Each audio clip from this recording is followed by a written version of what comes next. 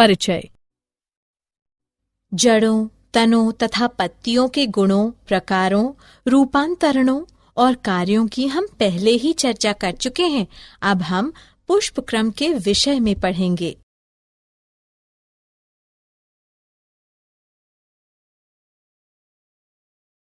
उद्देश्य।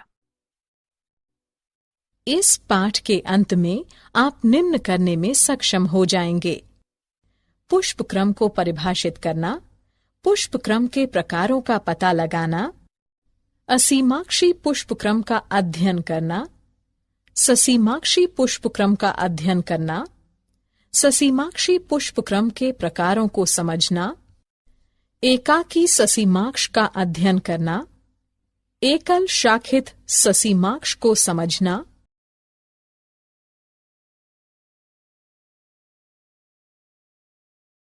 द्विशाखित ससीमाक्ष को पढ़ना, बहुशाखित ससीमाक्ष को समझना, पुष्प क्रम के विशेष प्रकारों का अध्ययन करना, साइथियम का अध्ययन करना, पुष्प भ्रमी को समझना, हाइपेंथोडियम का पता लगाना।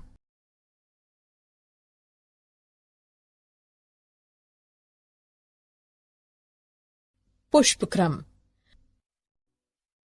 पौधे के शिखर पर विशेषीकृत शाखा पर पुष्पों का क्रम व्यवस्था जो कि पुष्पों को धारण करता है, पुष्प क्रम कहलाता है।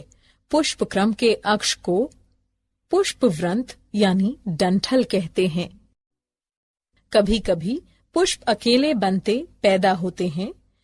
पुष्पों का ऐसा क्रम एकाकी कहलाता है। जब पुष्प शाखा के सिरे या मुख्य तने पर बनते हैं यानी पैदा होते हैं, तो उन्हें एकाकी अंतस्थ कहते हैं। उदाहरण गूलर यानी पॉपी। जब पुष्प पर्णपत्ती के कक्ष पर बनते या पैदा होते हैं, तो उन्हें एकाकी कक्षीय कहते हैं। उदाहरण पिटूनिया, हिबिस्कस रोजा, सिनेंसिस।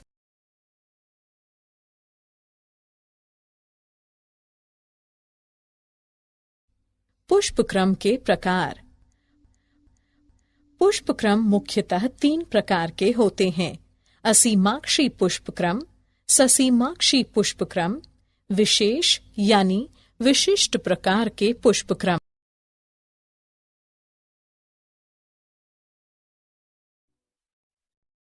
असीमाक्षी पुष्प क्रम। असीमाक्षी पुष्पक्रम के मुख्य अक्ष में लगातार वृद्धि की क्षमता होती है तथा यह पुष्प में जाकर समाप्त नहीं होता है। मुख्य अक्ष पर पुष्प अग्राभिसारी अनुक्रम को दर्शाते हैं। पुराने पुष्प आधार की ओर और नए पुष्प शीर्ष की ओर लगे रहते हैं। कभी कभी मुख्य अक्ष छोटा रह जाता है तथा पुष्प गुच्छे समूह बनाते हैं। इस प्रकार की स्थितियों में पुष्प केंद्राभिसारी यानी अभिकेंद्र अनुक्रम को दर्शाते हैं। यहाँ पुराने पुष्प पार्श्व की ओर तथा नए पुष्प केंद्र की ओर लगे रहते हैं।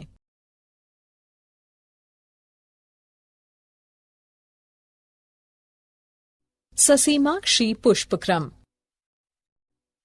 ससीमाक्षी पुष्पक्रम में मुख्य अक्ष पुष्प में जाकर समाप्त हो जाता है तथा पुष्प वृंत यानी डंठल की वृद्धि रुक जाती है। पुष्प तलाभिसारी अनुक्रम को दर्शाते हैं। पुराने पुष्प शीर्ष पर जबकि नए पुष्प आधार की ओर लगे रहते हैं। जब पुष्प गुच्छों में व्यवस्थित होते हैं तो वे केंद्राभिसारी यानी अभिकेंद्री होते हैं। इसमें पुराने पुष्प केंद्र की ओर तथा नए पुष्प पार्श्व की ओर लगे रहते हैं।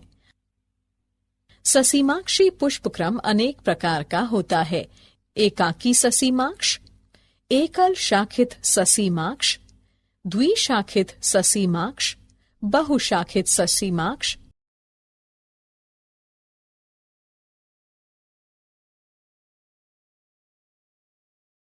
एकाकी ससीमाक्ष।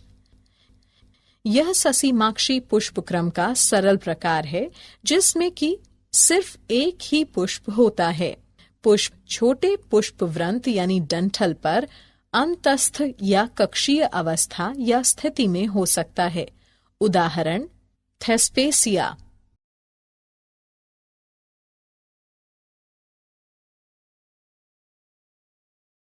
एकल शाखित ससीमाक्ष। इस प्रकार के पुष्प क्रम में पुष्पवृंत पुष्प में जाकर समाप्त हो जाता है।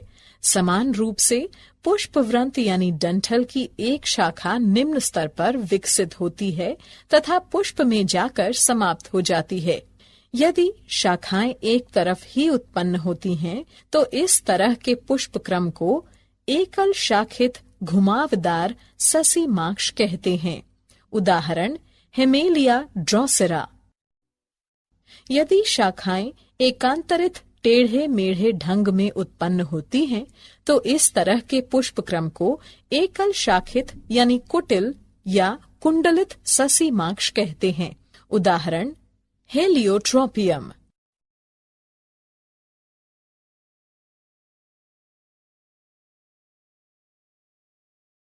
द्विशाखित ससीमाक्ष।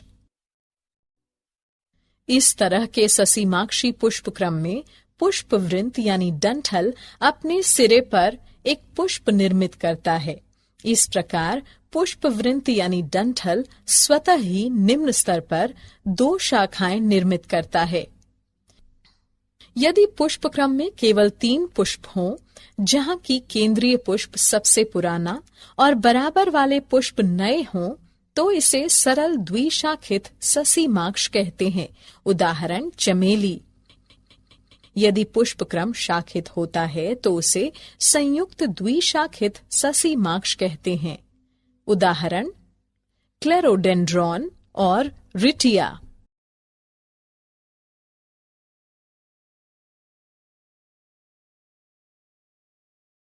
बहुशाखित ससीमाक्ष। इस तरह के ससीमाक्षी पुष्पक्रम में मुख्य अक्ष पुष्प में जाकर समाप्त हो जाता है। समान रूप से पुष्पवृंत डंठल कई शाखाएं उत्पन्न करता है और प्रत्येक शाखा पुष्प में जाकर समाप्त हो जाती है। पुष्प अपकेंद्री यानी मध्यपग क्रम को दर्शाते हैं। उदाहरण हिमेलिया।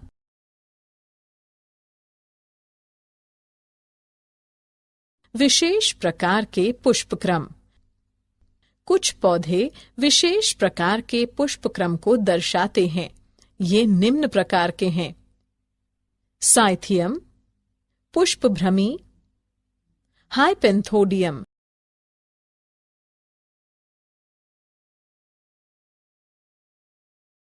साइथियम। इसमें पुष्पक्रम बहुत कम या छोटा होता है। यह एक कप के आकार का पात्र धानी है जो कि 5 सहपत्रों के संलयन से बना होता है। साधारणतः इस कप की सतह पर एक पीले रंग की मरकंद स्रवित करने वाली ग्रंथि उपस्थित होती है। इस कप के केंद्र से एक एकल मादा पुष्प निकलता है। यह बहुत ही छोटा होता है और एक लंबे तंतु पर उगता है। नर पुष्प बहुत छोटे होते हैं और कुटिल या कुंडलित ढंग से प्रत्येक सहपत्र के कक्ष से इनका निर्माण होता है। उदाहरण यूफोर्बिया पुल्केरिमा।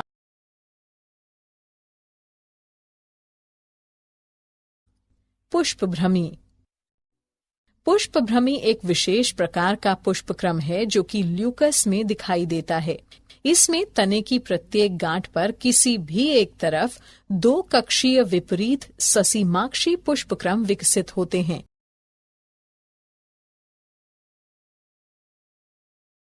हाइपेंथोडियम। इस तरह के पुष्पक्रम में पात्र यानी धानी एक गुहा युक्त गोलाकार हो जाता है। यह एक छोटे से छिद्र के साथ बाहर की तरफ खुलता है।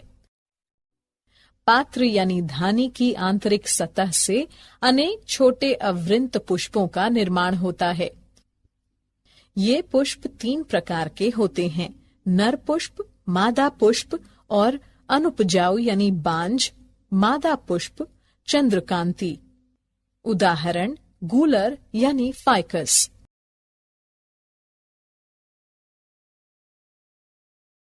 क्या आप जानते हैं? अमोर्फोफिलस भारत का सबसे बड़ा पुष्पक्रम है। पूया रेमोंडी 32 फीट विश्व का सबसे बड़ा पुष्पक्रम है।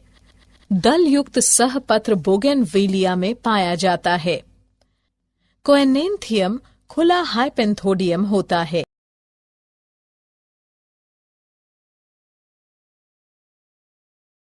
सारांश।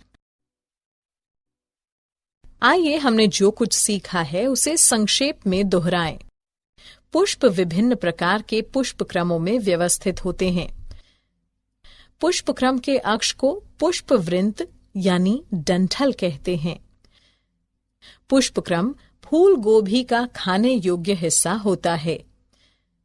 सिंकोनस एक संयुक्त अथवा बहुल फल है जो कि हाइपेंथोडियम पुष्पक्रम से विकसित होता है।